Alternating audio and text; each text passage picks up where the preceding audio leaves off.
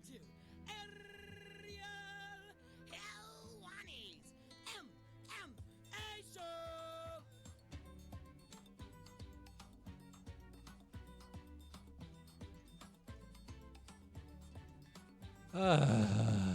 It is the post show, my friends. Hi, I'm Ariel. Welcome to the post show. Are you eating this crust first? Be honest with yourself. I know that this is a movement. I know that everyone is jumping on the bandwagon. I know that everyone loves the post show, the fastest growing mixed martial arts post show in all the world. I know it. I've heard it. Everyone's talking about it. I'm getting memos, internal memos about it. But be honest, on this particular Monday, are you consuming the post show first? Are you? I'm not sure, because this has been a special day, my friends. Welcome. I'm Ariel Helwani's MMA post show. It is here. It is coming at you. And we are digesting a special day. Conor McGregor, Khabib Nurmagomedov, Daniel Cormier, a who's who from the world of mixed martial arts. We shall digest it all with my main man, York Ric, who is on the front lines, making it happen behind the scenes with Jake. A two-man crew. That's all we need. How are you? I'm doing well. How about you? How are you feeling after that show, those people, this moment? Well, since you asked, I don't smoke, but I feel like this is an occasion where one would say, oh, I need a cigarette. Sure. You know? The movie scene where... Yeah, where I you need a cigarette. Yeah. I need to just... I am emotionally spent. You know, without getting into it too much, it's not easy. It's not easy. But I tell you, the payoff is phenomenal. The payoff is something else. I think that it comes across. And I don't think people believe that it was going to happen. That's interesting. I think a lot of people thought like, oh, it's... And I'm not a switcheroo kind of guy, but I think that a lot of people thought he'd be late. I think a lot of people thought one of them wouldn't show up. Sure. And I'm just so happy, and I'm happy that everyone enjoyed the show. From the back, we haven't really had a chance to talk from the... control room perspective. What was it like? I mean, it's not easy getting these guys on the phone. Khabib first. All was okay? All was good. On time? On time, ready to go. Gave one of the, I think, his better interviews that he's given on our show. Thank you. You're welcome. Yes, you were half of that equation, certainly. But no, I thought he brought it, and no hiccups there. Overall, I mean, there's certain shows where we have trouble. Yeah. This was not one of them. Everybody delivered on their half of the equation, especially in terms of showing up, timing, all that stuff. Khabib was great. Rampage was great. Conor McGregor was great. I'll say this. You alluded to people doubting us. This show has a pretty stellar track record of delivering what it says it's going to deliver on. So if anybody had their doubts, this was once again more proof that it all happens here. What about Conor? Conor, you gave a shout out to Tim. Tim was great. Tim was my lifeline to Tim Simpson, coordinating Paradigm Sports Entertainment. Respect. Super good on the phone, super good over text, and we got it done. Conor was in his room, handed the phone, and made the magic happen. I hope that they were filming him so we could see what, in fact, that he was doing, because I think part of the appeal to doing the show was that he didn't have to be somewhere. He didn't have to get dressed. He didn't have to comb his hair. He didn't have to, whatever. He could just do it from the comfort of his Las Vegas home, the Mac Mansion, if you will. He was in the Mac Mansion, got out of the bedroom, came to us, and it was all good. Maybe he was still in the bedroom. See, I got the sense from Tim that it was like the bedroom was sacred. Okay, the bedroom was sacred, and then he had to come out of the bedroom to give us the phone. Could you imagine? It's amazing. I could hear, I think, his son in the background at certain points, which was actually pretty cool. Certainly early on, you could definitely hear that. Because I remember vividly him saying that he will not have kids. He does not want to have kids while an active fighter. And now we're working on number 2. Yeah. It's pretty amazing. It really is, because these things happen, as he says. Well, yeah, that's true. Sometimes you can't control it. But, because his reasons for not having children in the midst of his career were very calculated. Like, he didn't want distractions. He didn't want a family. He wanted to be selfish. Yeah. And now to see him being a proud father, I think it humanizes him a little bit. And I think it makes him even more, for fellow fathers, I think it's cool to see him be proud of his son and talk about his son. I also love the way he talked about his dad, which was who we had. I mean, could you imagine being a star of his caliber, and then seeing your dad turn into a viral sensation talking about coinage and the dart system is just amazing. I think that the people who are around him in the satellite, the orbit around Conor McGregor, I don't think it's unexpected to him. I think he kind of knows that if you're within that sphere, if you're within that circle, that orbit, things are going to come. And his dad has taken advantage of that in a big way, turning into sponsorships and things like that. So here we are on Monday. The show is in the books. Can't think of a better way to start this amazing fight week, what should be an amazing fight week. Scale of what, like, where are you at excitement wise? How do we feel? Like, what, compared to 194, compared to 189, compared to 196, 202, 205, May Mac. Where do we rank right now? I wouldn't say we're at a fever pitch yet. 7, 8. Okay. That's actually pretty high. I mean, there's not much room between 8 and 10. This fight gets me excited. It doesn't have the... Don't get all hipster on me here. No, this fight gets me very excited. Because you said that in a very nonchalant way. Well, what I'm saying is the fight is what has gotten me to an 8.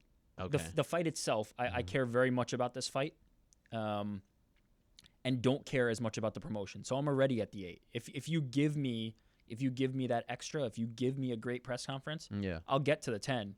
But I'm already at an 8 just on the basis of the fight alone. This is one I've been wanting to see for a very long time. Man, everything about it, like the dynamic between the two, the tension between the two, the personalities. They both have phenomenal, very different, unique personalities. Yeah. Stylistically, stylistic. Like everything about it could not be more different. Like there's no copying each other here, and that's what I love so much about it. And it's the return of Conor, and it's Khabib cementing his place.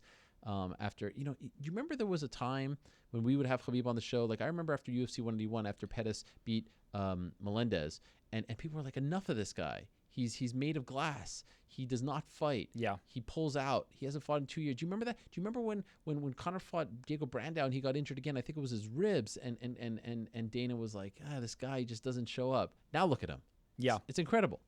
I remember that time period very well, and I remember all the comments, and I remember the people saying, why do we need to hear from Khabib? He can't even stay healthy.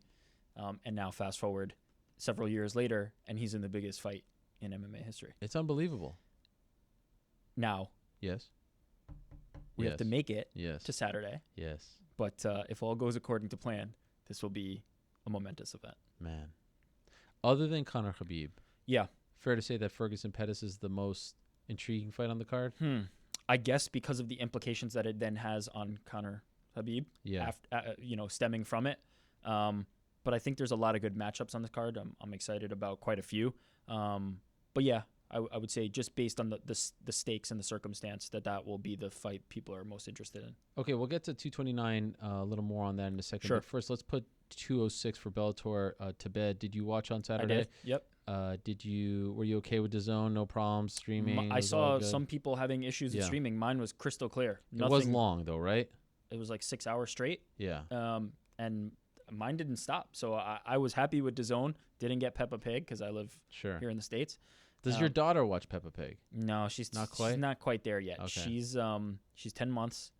We're starting her on like Toons and things like that, Disney Toons. She's not Peppa Pig yet. So the thing about having two older brothers is my daughter is about to turn 2, and she's already on, Power Rangers. Right. Like she skipped like 9 steps. Like she never went through the whole, Sesame Street, whatever, because they're not watching that. So, but we felt strong. I feel strongly about Peppa Pig. I love Peppa Pig. So she is into Peppa Pig. There's no doubt about it. And so I kind of got a bit of a laugh, about the whole thing. I feel for the UK fans. If you stayed up. Yeah, especially they made such a big deal about it. It was their first time live. But, I'm sure this is not a Bellator thing. The only thing that you can knock Bellator on is that they did not sort of prepare from a logistics standpoint, from a scheduling standpoint, from a timing standpoint, for it to go long, and it went too long. It was too long. There was too much filler on that show. Yeah, for a card that was streaming, too much filler. We needed to move that along. Scott Coker actually tweeted during our show that we were doing. He did? That it's available video on demand. Oh, good. On DAZN. Yeah. For people who missed it. Okay. So you can find it now if you unfortunately got preempted by Peppa Pig. But yeah, you have to shorten that show, no doubt about it. And I think they've learned the lesson now, and we'll do that. Was it hard to watch Rory get beat up like that? I mean, hard to watch. No, Because he's such a good fighter, and to see such a good fighter get just manhandled like that, That- was hard. he was too small in that fight. Yeah. There was no doubt about it. I said that coming in. I didn't think that this was the fight to make for Rory. But I have no choice but to respect it. It's the Do you same. think he regrets it? No, I don't. No. It's the same thing. It's the same reason BJ Penn's my favorite fighter is because this is what he sought. This is what he got and made a reality. And I think he would take the fight again every single time. So I have no reason to doubt that he doesn't feel this was a mistake. And to be honest, his belt wasn't the one on the line. He's going right back into the 170-pound title picture. It was an opportunity for him to become a legend, and there's not much downside. Now, physically in the cage, he suffered some ill effects, and we talk about his nose that has been a problem in the past. Hopefully that doesn't remove him from the tournament. Honestly, would it even be the worst thing if he was removed from the tournament? If he was to then face the winner of the tournament, it wouldn't be the worst thing for Bellator to have, or a worst case scenario for Rory. But I'm hoping that that's not the case. I'm hoping it goes forward as planned. I think he comes out of this having taken a shot. He missed his shot, and now he jumps right back into the fray. Do you think he should pull out of the tournament? If he's not hurt, no. No. I think he's got a booked matchup, and I think he needs to stay in, and I think he would want to stay in, stay active. But I don't think it's that bad a scenario, to be honest. Confidence-wise, a little bit maybe. This is a good one to come back on. Yeah. I don't think Fitch is going to be Fitch is a type of fighter, and I was saying this last week, that I think could be dangerous, but I don't think he will physically harm Rory in the way that fighting a guy who's much bigger and stronger and more powerful like Gegard would. So I think this is the type of fight where he even if he does get beaten, I don't think he's going to get mauled. It's not that type of fight. So I don't have a problem with him if he's healthy, if that nose is okay, if everything else is okay. If anything other than the pride is upset, maybe, or hurt, maybe. Do you think his stock takes a hit here? Not at all. A bit of luster. Again, this is how you become. This is how you become a legend. This is how you do it. It's not by beating the same contenders over and over in your division. It's by taking chances. It's the way Conor McGregor did it. There's no secret that this is the type of thing you have to do. And kudos to Gegard for giving him that opportunity and putting it on the line. Do you care to see Rampage Vanderlei 5? I'm not a big fan of lengthy series like this, but because it's 2-2 and because there's not much else for both of them. They've both got these incredible knockouts on both ends of it. Why not? Let's run it back. I'm not typically in this camp, but I am for this one. Rampage a little ornery today. He was, but I think you bring that out of him. I blame Chael for all of it. I think Fair we're enough. in a good spot, and I think, I mean, I've talked to him on this show, but maybe he just wasn't aware of the Chael partnership. And I mentioned to you before that I'm like, oh man, Rampage has been hard to get in touch with. Now I know. He's not happy with your partnership with Chael. Yeah. Whatever the hell that means. And you also owe him a threesome, according to Rampage. Yep. So and he's coming to he's New coming York. to New York to I collect. I need to work on that. Over under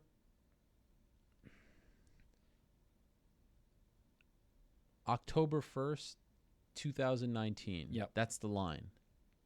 Right? Yep. Aaron Pico's champion. Oh boy. At the rate he's going now, there's not much between him and a title shot. So I'm going to say under. I'm going to say it happens before a year. Right. I mean, how many more rungs do you have to climb to get to the title? It's not many. I mean, there's not a whole lot of room between Leandro Higo and, Right. time-wise, he hasn't been in the game for a long time, but man. There's not enough real estate for him to make a slow climb to the title. It's going to happen sooner rather than later, unless they start moving backwards, which I would think would be a huge mistake. Do you care to see the rematch with Freeman? No. No? What is the intrigue there? He lost to him. Do I want to see Cyborg versus that person that beat her in her first fight? No, I don't. It wasn't that long ago, though. It will be long. He's beyond that. Let's call a spade a spade. And he talked about being beyond that when you interviewed him earlier today. I have to agree there. Like, if it falls into his lap, if maybe he loses his next fight and then the rematch can materialize, maybe. But we're past that. I think only onward and upward. All right, fair enough. Did you do any betting for that one? Not for Bellator. No, Okay. The only line that was out was that's Rory right. and You Gegard, said- and I didn't love That's love right. that one. All right, what about lines for 229? What do we got? How about this? I'll give you. We'll do this real quick. Okay. Tony Martin, Ryan LaFleur. Who's the favorite there? Oh, LaFleur. LaFleur is minus 140. Tony Martin is plus 120. I think that's about right. That's not one I'm going to really take action on. I think Tony Martin is the guy who's looking best right now. Okay. But I think Ryan LaFleur has a style that can be tricky. So that's one I'd stay away from. But I like that fight. John Anik mentioning it several times during his interview. But I really like that fight. I think it's LaFleur's to lose stylistically, but Martin's been really hot. Gray Maynard versus Nick Lentz. Lentz. Yeah, Nick Lentz is minus 225, Gray Maynard plus 185. Another one where I think that's about appropriate. I was telling Jake in the back that this is kind of the Spider-Man pointing at Spider-Man meme. Gray Maynard and Nick Lentz. This is exactly what that is. But I think Nick Lentz has obviously taken less damage. He's less shop-worn. Gray needs to kind of prove it. I don't think he's completely out of this fight, but I think Lentz is superior at this point in their careers. Yana Kunitskaya and Lena Landsberg. And it's Kunitskaya. That's John right. Anik. Sorry, John. Yana? Yeah, she's minus 190. Landsberg is plus 165. Again, I think that's about right. One I'm probably going to stay away from.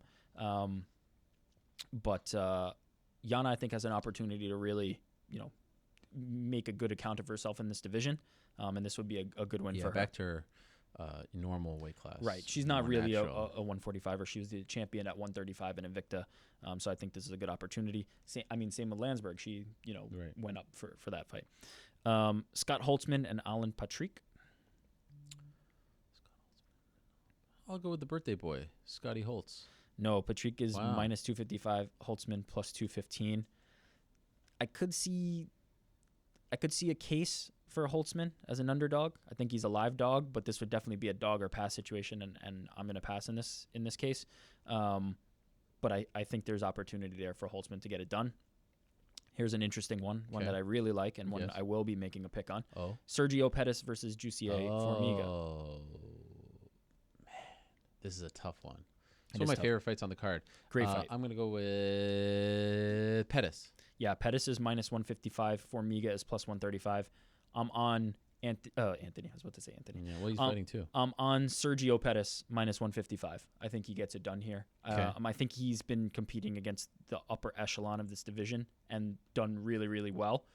I think he's in that upper tier, and Jussier Formiga has gotten up to that tier, and then those guys tend to be where that cap is for him. Yeah. I think this is a case where he's reached that tier. Sergio Pettis is going to be one of those guys who's in that title picture, and I think he's going to get it done. I thought they have props out. I was looking at some of them, but none of them really caught my eye. So Sergio Pettis minus 155 straight play. I like that. All right, I like it. Tanya Evinger and Aspen Ladd, who we had on the show earlier today. Ladd. Yeah, Ladd is minus 160. Evinger is plus 140. I could see Evinger being a live dog here. The real crux of the matter in this fight is that Ladd is the younger, hungrier fighter. Evinger is the veteran, the one who's been in the game longer. So it depends on, how much that has accumulated for Evinger. But stylistically, I could see Evinger giving Ladd problems. She's going to be a tough out for a lot of people. But dog or pass, and I'm passing. This could be a showcase for Aspen Ladd, though. If she gets it done against Tanya Evinger, that's a huge fight for her. Again, like we were just talking about with Pico, not a lot of room between Evinger and the cream of the crop That's at right. 135. If she's not the cream of the crop, she could put a halt to this train right now. It's not. Aspen Ladd has had some back and forth fights in her career in Invicta. So I don't know that Tanya Evinger is going to be a pushover in this fight. Michelle Waterson and Felice Herrick. Well, John Anik. He gave a line. Oh, yes. He said Michelle Waterson was not getting enough respect. Yeah. Interestingly enough, I like Michelle Waterson in this fight. I also feel like she's not getting enough respect. What is it? Now you do? Jake chiming in over there. Why? Okay, what do you got? So Let's just acknowledge. Was that on air or was that? Yeah, was that program? Was that Jake's? Yeah, that was the program. That was Jake's post-show debut. Welcome, Jake. Welcome, Thank Jake. you. It's good to be here. There's been a long line of people who have sat in that chair, Jake, back from the AOL days. Josh, to Brendan, to New York Rick, to Austin, and many others. So welcome. I hope you recognize the honor it is for you to be sitting there. It's a big honor. I understand. And so you chose to make your long-awaited, much-anticipated debut in this form. Curious decision. That is correct. New York Ric will describe why. Let me give a little background. All right.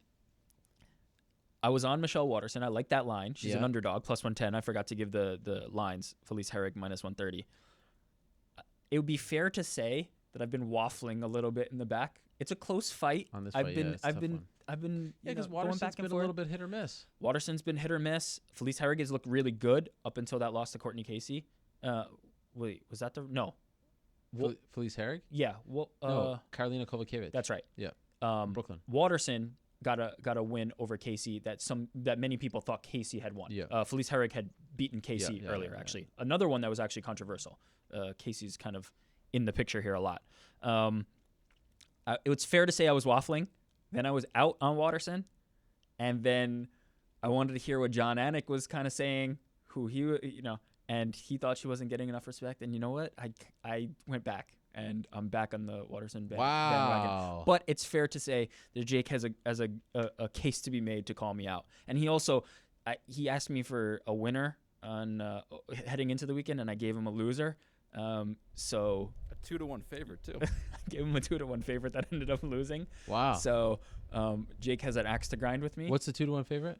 We won't talk about that. Why? It's in the past. We're moving forward. We're moving on. But I gave him a loser, but I'm going to give him winners today. I'm giving him winners only today. So far we got Pettis and Watterson. You can't just drop that. No, we're moving on. What do you mean? We're not, Tell us right now. Nope. Or I'm shutting it down. You know what? It was. That's not your call. It was a losing bet. We all have them. Fortunately, it's not going on my record. Okay. But my stock with Jake is at an all-time low. I have to get it back up. Wow. Okay. He's calling me out on air now. I mean, it's low. But we did have a good show. I'll give him a hug after, and we'll be all good, hopefully. Wow. And there'll be some winners come this weekend. Derrick Lewis, Alexander Volkov. Volkov.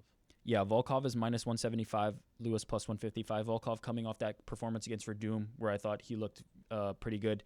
And Lewis, I think the thing with Lewis is I'd be looking at him at plus 155 if I knew his back was okay. Yeah. That's always going to be the thing going into this with Derrick Lewis is like you could show up and it could be the Francis Ngannou fight, or if he's, loose and the back is warmed up and, he's ready to throw hands, I think he's dangerous against any of the heavyweights. I think he has, knockout power in any of the rounds. But I can't trust the back. It's going to be about that. It's always going to be about that with Derrick Lewis. What is the line you said? Minus 175 for Volkov, plus 155 so for pretty Lewis. Close. Yeah. That's a lot of respect for Lewis. Okay. Dominic Reyes. Reyes. To see how he deals with the height advantage.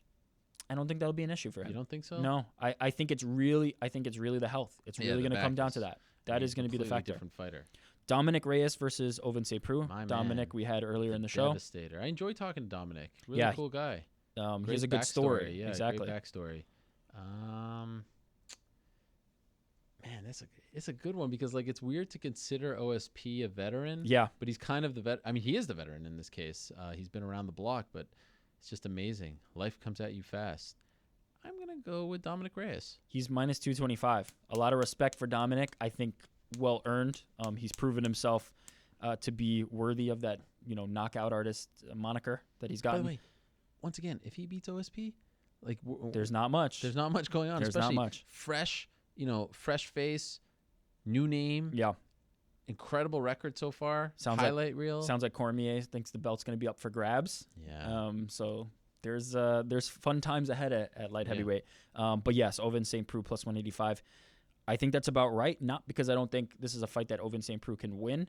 But I just think he's kind of a hit or miss fighter. Sometimes he's there, sometimes he's not. And I think Dominic Reyes, that power is legit. Speaking of power being legit, Vicente Luque versus Jalen Turner. Oh, you're going all over the place here. I'll go with Luque. It's just the order. Yeah, Luque's a big favorite, minus 800. I'm expecting that will come to fruition. I think that line will only get longer. The odds will only get longer as we go. Anthony Pettis versus Tony Ferguson. We're at the co-main event. Ferg. Yeah, a big favorite, minus 360. Anthony Pettis plus 300. Stylistically, I think this is a bad matchup for Pettis. I think the line is reflective of that, and I think Tony Ferguson's going to put his stamp on this fight and be next in line. Conor McGregor, Khabib Nurmagomedov. Khabib. You know the answer, yeah. What is it? It's Khabib minus 160. Oh yeah, Conor John said it before. plus 150. What's the pick? What's this the is my pick other. to click? This is my This is the other other pick. Yeah, Oh. it's definitely Khabib Nurmagomedov. Oh. And now I'll say this, like John Anik actually said, very good betting advice. You want to hold off on taking that until it's later in the week. The Conor money is going to be coming in now, so you want to wait till Friday, Saturday, until Khabib is at his very lowest, and then you're going to get him at your best price. At your best price. And if you're a Conor guy, you get him now. Yeah, you get him now. Is this the highest or lowest? What did this is relatively low. What did it open at? Khabib opened at like minus 250, minus 245. So this is relatively low. It's gotten as low as 155, if I recall, maybe even 150. But this is in the range of where you should definitely be considering bets on Khabib, and I think that the price is right. If it gets higher than this, I actually think the smart money's on Conor, because I think that power is legit, and I think Khabib's chin is going to be tested in a way it hasn't been tested before. But I think that over the course of the entire fight, he's going to be able to get him down, and he's going to be able to pound him out. So I'm going with Khabib. Wow. I think it's a good line for him. And speaking of that, there's a prop. There's a prop that I like. This one's offered at William Hill. Okay. There's a prop Khabib by TKO or KO is at plus 350 right now. I don't think it's going to be a submission. I think if he's going to do it, he's going to be on top. He's going to be pounding him out. Now, I recently forgot that the fight over Michael Johnson ended by Kimura, even though we remember the punches. So submission is not out of play, but maybe a small flyer on that would be a good way to go, because I think that's how he gets it done ultimately. I don't think there's any chance this is going to decision either way. Conor's going to either take him out or Khabib's going to take him out. So Khabib by TKO is an interesting one. Wow. If you're playing props, but the bet for me is the straight bet on Khabib at minus 160. So I've got Khabib, Waterson, and younger Pettis as my three picks for this card. Any other crazy props for this fight? There's actually quite a few props out for this one. They have more available props than they usually have. For example, they have Khabib and Conor to each win by method in round. So, like, for example, McGregor wins by TKO in round 1. McGregor wins by TKO in round 2. Khabib wins by TKO in round 3. That's not a prop that you see often. This fight has the magnitude to make those types of props available. There's also an interesting one. This one also offered at William Hill. Nurmagomedov wins and has the most takedowns and significant strikes. So you imagine if he's going to employ that game plan and take Conor down and have the most significant strikes and takedowns. I don't think Conor's going to have more takedowns. That one's plus 138. That's also an attractive one. I don't know what the limit on props is with William Hill, but that could be something to consider, because I don't think if McGregor is going to be getting it done, it's not with takedowns. He could get that significant strike count up, but safe to say if it's going to be takedowns, it's going to be Conor McGregor. So there's a lot of fun props out there. There's McGregor wins in the first minute of round 1, the first minute of the fight. That's plus 1,000. Whoa. Really? Yeah. That high? At least now. Well, I mean, I don't think you can count on it's just high. that. Yeah. But he's done it before, so he's done it before, but I don't know if you can count on that. Like, there's feeling out, and look, if you're thinking this is going to be Jose Aldo, then pound it. That's a good number for you, but I don't think that that's going to be the reality of this fight. I think if Conor gets it done, it will be by knockout, but I don't know if it's going to happen that quick. That's very quick. And Conor said Khabib has a glass chin. I haven't seen that to be true. Yeah.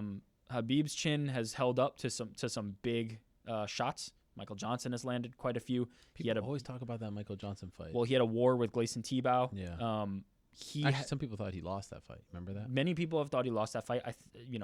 It depends on how you were, what you valued there. I don't think so. Yeah, I thought that Khabib won that fight. I could hear a case for T-Bow. But my point being that he's taken shots. He has taken shots, and he has not folded. Conor's power is different. Conor carries a different type of power. I think it's one that he hasn't hit before. Now, Michael Johnson hits pretty dang hard. But if Conor hits him with a clean left, that will be something different for him. And ultimately, I think he won't. I don't think he'll land that clean shot. I think Khabib will be able to get it done. How are you watching? At home. Where are you watching? Just at home with my baby. Maybe, let my little one sit with me and watch a momentous You're going to wake her up. No chance you're waking her up at 1 a.m. No, come on. This is a big deal. No parties, no nothing. No. I'm the same way. I'm a family man now. Yeah, come on. I'm going to be at home. What do you? Yeah. Will your wife stay up? Oh, my wife's up regardless. She's a vampire. She doesn't. Will she watch with you? For this one, probably.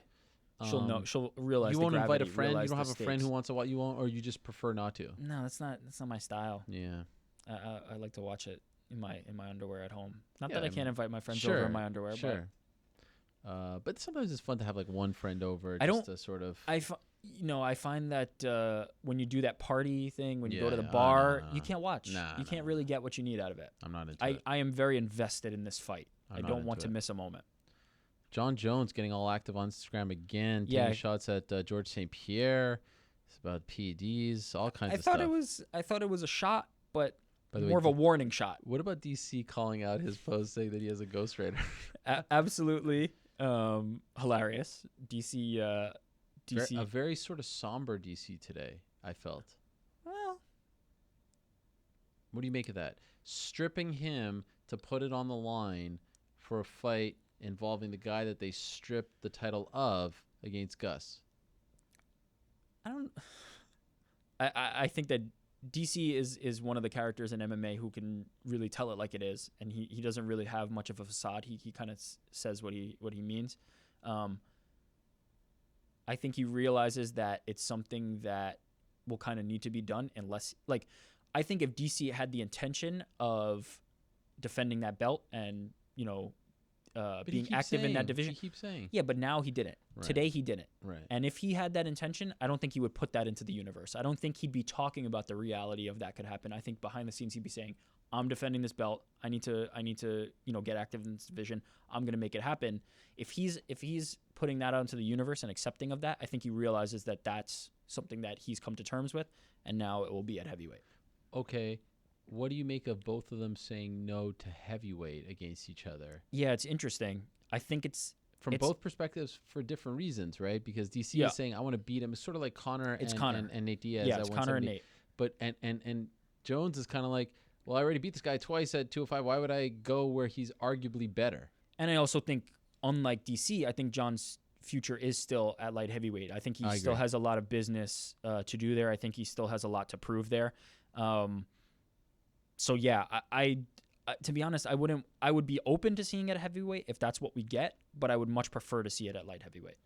Unbelievable last week how 230 and those two guys stole all the headlines. Absolutely. No one was talking about Conor Khabib last week. It's changing now with the interviews and stuff like that. But the 230 mess, the MSG mess, is just unbelievable to me that they've gotten themselves in this situation where we are 33 days away as of right now from 230 and there's no main event. Let me ask you something. Please. Before you ask me something. Yeah. If they had never said that there's a main event coming, if it had just been Dustin and Nate all along, would that have been a lackluster card? Would we have been this focused on that Well, main the weird event? thing is that I feel like even though they have said a main event is coming, I feel like the fans would be okay. Me too. Like at this point, Dustin and Nate together, because the story of last week wasn't Dustin versus Nate. The story of last week was Dustin and Nate working in unison versus the UFC with tweets and all that stuff.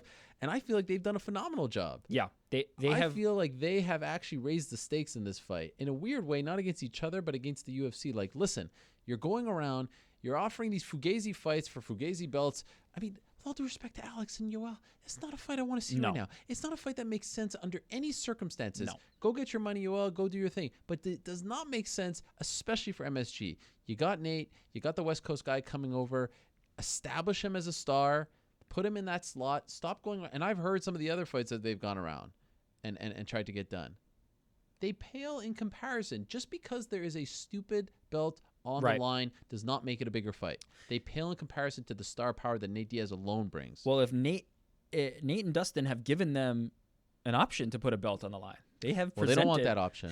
they don't want 165 even as a catchweight. They try to shy away from catchweights. But at this juncture, like, what does it even matter? Well, if the sticking point is 165, no belt, right? Yeah. Who cares? Do it. Who cares? Well, that's not creating a division. No one cares. It's a non-title fight. Remember when Sam Stout and KJ News fought in Quebec City and they both saw each other? Let's just do it. 170. Yeah. Let's just do it. I don't want to cut weight. You don't want to cut weight. Who cares? Who cares? No one cares. I think what's most interesting about this whole thing to me is that Kevin Lee and others have been beating the drum on 165 for a very long time. But until Nate and Dustin have kind of kicked this up a little bit, nobody's been that interested, and now everybody's interested. Yeah. Everybody wants 165. Everyone wants 160. And they want the fight. That division opens up in a second. Yeah. But it has really gained momentum. It has really gotten steam right now. But yeah, why not do a 165 non-title fight? You're not creating that division. You're not creating that belt. I see no issue, and I don't see a better fight available. With all due respect to Alex and Yoel, I don't see a better fight available that I care about more. Listen, it's going to be hard to top 205 and 217. Thank you, Jake. Appreciate it. What a great addition to the team Jake is. I mean, it's unbelievable. Yeah, I see you struggling. And, there are some people who say, like, we say Jake's name too much, but I believe that, you got to give credit where credit's due. Yeah, my parents not fans of Jake. They say, "Oh, that Jake." Wow. I got work to do then. Wow. Jacare versus Branch, Brunson versus Adesanya, Rockhold versus Weidman, and of course Diaz versus Poirier. Those are probably the top 4 fights on this card. If I'm being honest, the undercard is a little weak. Sure. But those fights that you just listed. Listen, if they could get a big fight in the main event, awesome. It's not the worst card. We have seen worse. Sure, it's Madison Square Garden, but they should have prepared for this. They really should have. You can't dangle that carrot out there. Yeah. That was the mistake. This fight is good enough, and I think Nate Diaz and Dustin Poirier feel that it's good enough. Having Diaz back after such a long layoff. Yeah. Last time we saw him was August of 2016, 2.5 years ago. Yeah. Just having him back is a big deal. So, I listen, it's got to happen this week. Tickets are already on sale. Like, the idea that they were going to go on sale without a main event, that's gone. 5 years ago, the idea of going on sale without a main event, unfathomable. Yeah. They've got to figure something out for this week. They just have to. They have to, and it's not going to be Jon Jones. And by the way, I knew that from the beginning, and I thought it was funny seeing all the tweets like, oh, of course. That's what they wanted. Yeah. And Jon sort of pulled the switcheroo on them. Oh, October 28th. Nah, you know what? I'll wait till December. And that's Jon. He marches to the beat of his own drum. Let us not forget UFC 151. He marches to the beat of his own drum. So he is not going to take that opportunity, even if it's a great one, even if it's, Madison Square Garden. It's just not. 1 week, 2 weeks from now, is it going to be Nate Diaz versus Dustin Poirier at the top of the card, or is there going to be another fight? So hard to say. I think they're starting to come around on the idea. Okay. Just for lack of options, but it's hard to say at this juncture. Sure. Greg Hardy wins. He improves to now 3-0 as a professional. He's got 2 more fights on his developmental deal. I think he should stay on the developmental scene because he still seems very raw to me. Condit Chiesa is a done deal for UFC 232 at 170. Mark Hunt versus Justin Willis is a done deal for Adelaide. Shogun versus Tyson Pedro, soon to be a done deal. Herb Dean is refereeing the main event in Las Vegas on Saturday. Bob Sapp, my man, where you at? We did it, baby. We did it. The streak is over. 14 in a row. Yes, Bob Sapp won. He did. Pro Cup won. Horiguchi lost, but a great main event. Or it wasn't actually the main event because there was a typhoon situation there, so they kind of bumped it down. Yeah. But Bob Sapp won. I can't believe it. God bless. 229 this week. PFL playoffs kick off on Friday. 1FC. There's KSW as well, a big show for them. So there's a lot to like. Yeah. Parting shot, parting thought as we now get it. And did you hear about our slate? Bad Guy on Wednesday night plus 6 p.m. ESPN 2, Friday weigh-in show. Bad Guy on Plus on Friday night live from the ceremonial weigh-ins. the weigh-in, the pre-pay-per-view show. I keep having trouble with that one. On Twitter, the post-fight. There's so much going on. Final thought. As we say goodbye, as people are now landing at McCarran Airport in Las Vegas, as they are touching down. Jake, I think you went a little too early with the music, if I'm being honest. That was like Oscar. What is going on? I didn't call for the music yet. Final thought, as we're getting shoot out of here, Eric. We delivered them, Conor McGregor and Khabib, and I'm getting shoot out of here. I will stay here till 10 p.m. if I want to. Okay, go ahead. Final shot. Yeah. Parting shot. Final thought. This is the biggest fight in MMA history. I don't think there's any doubt at this point. You're in. You're all in. I think the implications of this will be far-reaching. I think this will be the type of fight that creates storylines coming out of it the same way Nate and Conor McGregor did. Mm-hmm. And this is not the last time these two come together. Oh. I don't think. But in the end, this time next week, we're talking about Khabib, in my opinion, the reigning defending. And we're wondering what's next for Conor. And I don't think he'll be short on options. I think he'll have numbers and options. That's the fight game. Do you think it's a bad loss? Like, do you think it's a loss where we're, discussing about his future and things like that? No, because I think that that's the type of loss that Khabib has given most people. Okay. And I think that's the way that Conor will get beat if it happens. So no, and I think he will bounce back just the same. It's always, what's Conor gonna do? He lost. What's he gonna do? The same way Chael Sonnen, all these guys, they build themselves right back up. Great stuff, New York Ric. We are out of time. Appreciate you watching the post show. Appreciate you watching all day long. What a great day it has been. Wow. Amazing day. One I will never forget. Can't thank everyone who tuned in, who stopped by today. Much love. We are off to Las Vegas. I am off tomorrow, and then it all starts. All the fun. So I hope you'll stick with us. It's going to be great. And then back next week to talk about it all. For Eric, for Jake, I'm Ariel. Peace! We're all out of here.